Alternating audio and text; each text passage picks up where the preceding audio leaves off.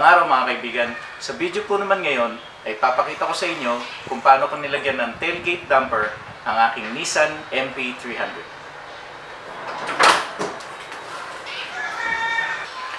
So ito yung setup ko sa tailgate damper.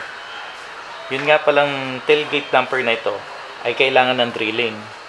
Ang pagkakaalam ko, may mabibili ka na ngayon na tailgate damper pang nabara, yung binobolt na lang. Kaya lang, medyo matagal nang nasa akin to, matagal ko na ito nabili. Kaya nung time na yun kasi puro kailangan i-drill yung mabibili mong tailgate damper. Nung makuha ko yan, may kasama yung dalawang adapter, tornilyo katulad nito, isa, dalawa. So isa para dyan at isa para dito sa kabilang side. May kasama rin siyang dalawang shell clip at apat na flat washer. So yun lang yun, wala nang iba. Wala nang attachments, walang brackets. Nung tinignan ko ito sa mga ibang nag-i-install, ang tamang paraan sana ng pagkakabit nito, dapat itong portion na ito yung nakakabit dito sa side na ito. At itong portion na ito is dapat dito ka magdi-drill at dito siya ikakabit. Kaya lang, bakit nga ba naging ganito yung setup ko? Kasi nagkaroon ako rito ng maraming trial and error. At ito yung nakita ko na the best way para i-install itong tailgate damper. Kasi kung gagayahin ko yung mga nakikita ko kung paano sila nagkakabit, nakita ko na maraming magiging problema. Katulad ng kung ito, ilalagay ko rito sa portion na ito, ang unang-una kong may encounter na problema ay pag isinasara na itong tailgate, nagtatamaan ito at dito. Ang pangalawang problema, hindi ka pwedeng mag-drill dito. Bakit? Kasi itong loob ng pinto na to, may mga partition, may mga harang sa loob.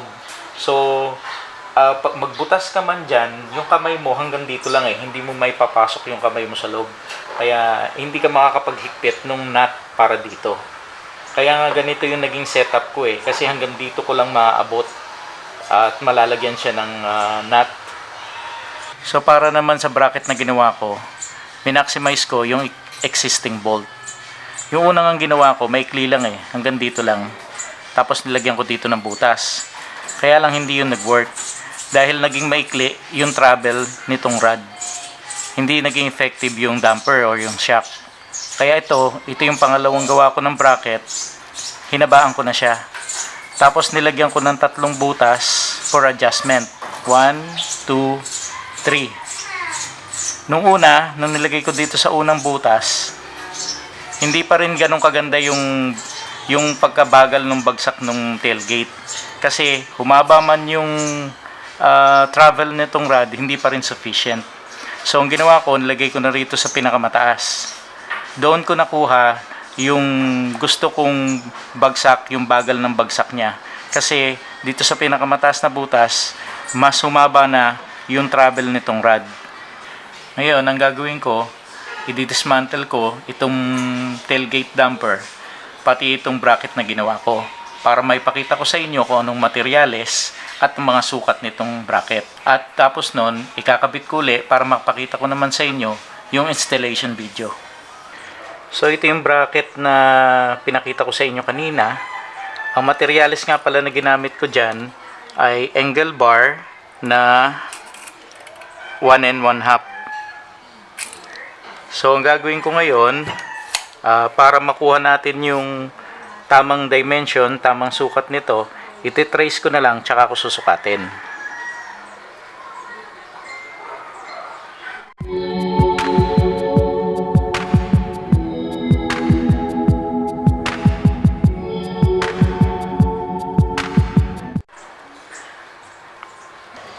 So ito yung mga sukat at details ng bracket.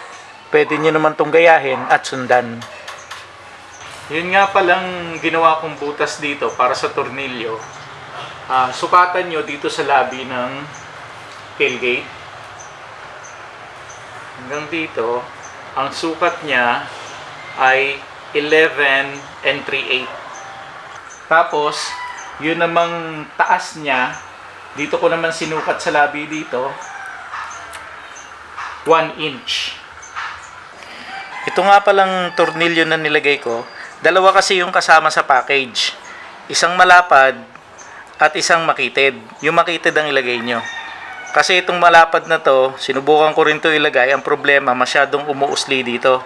Ngayon, pag binutasan nyo yan, tanggalin nyo rin muna itong cover para maipasok at mahigpitan nyo yung tornilyo sa loob. So, ito na yung bracket. Kakabit ko na. Ngayon, ang umahawak nga pala dito sa bracket na to, dalawang tornilyo. Itong isa na to, dito yan. At saka itong isa na to, para naman dito. So, kailangan nyo pa rin palang magbutas at magbarena dito sa portion na ito ng tailgate. Paano nyo bubutasan yon? Simple lang. Tanggalin nyo lang itong tornilyo.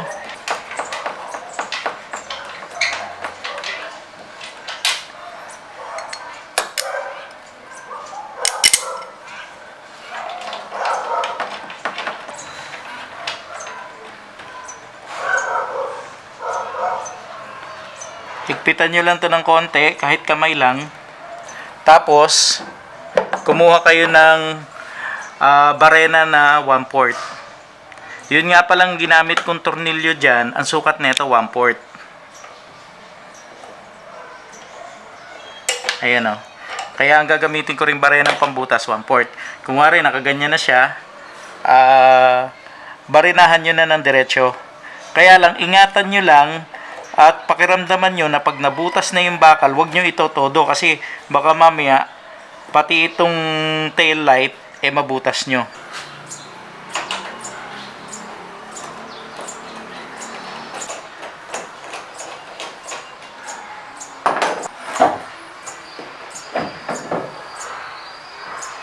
Ngayon yung butas na ginawa natin, kung meron kayo dyang extra pintura kahit na anong kulay, mas maganda kung malagyan natin yon para at least mapiprevent natin yung kalawang. Ngayon naman, i-assemble na natin itong bracket. Kanina nilagay ko na itong tornilyo. Ang isusunod naman natin, syempre, maglalagay naman tayo ng tornilyo para dito. Ang ginamit ko dyan, 1/4. Tapos meron akong 3 washer. Yung 2 washer na ito, ilalagay ko in between ng bracket at netong gilid ng tail light.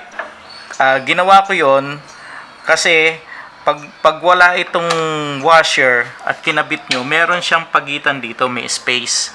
So nilagyan ko lang siya ng washer bilang spacer para pag hinikpitan ko yung tornilyo, sturdy siya. Kasi pag wala nun, ang possibility gaganyan-ganyan yan, kikilos.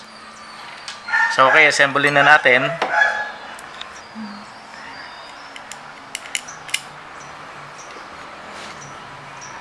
Tapos naglagay ako ng 2 washer.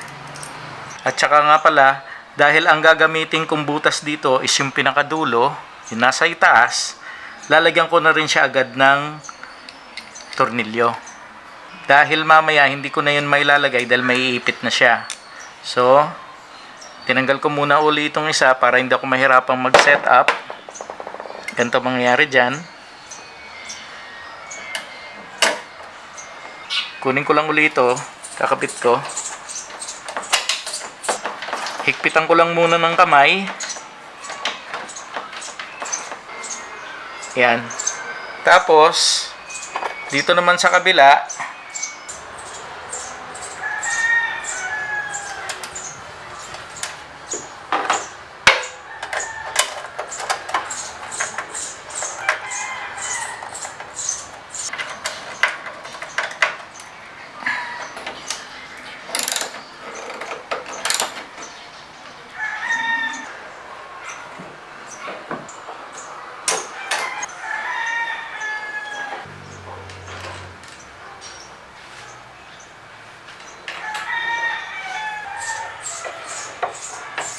lagay natin yung shell clip nya.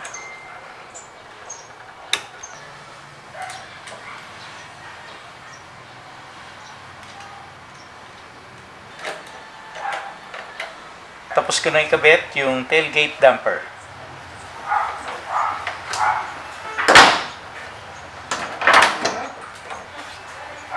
Ganyan ko po kinabit yung tailgate damper sa aking Nissan Navara.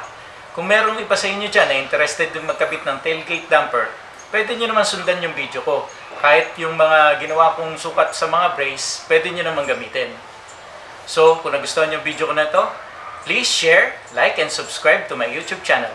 And don't forget to click the notification bell para updated kayo sa mga susunod ko pang video.